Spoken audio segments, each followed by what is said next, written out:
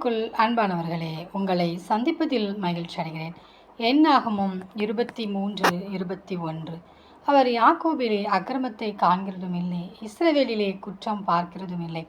அவர்களுடைய தேவனாகிய கர்த்தர் அவர்களோடு இருக்கிறார். ராஜாவின் ஜெய கம்பீரம் அவர்களுக்குள்ளே இருக்கிறது.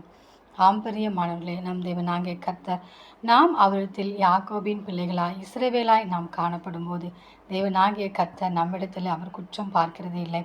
யாக்கோபாய் இருக்கும்போது தேவனாகிய கர்த்தர் யாக்கோபுக்கு இறங்கவில்லை.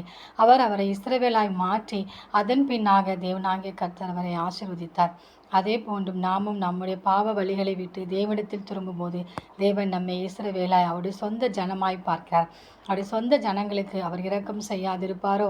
அவர் கண்டிப்பாக இரக்கம் செய்வார்.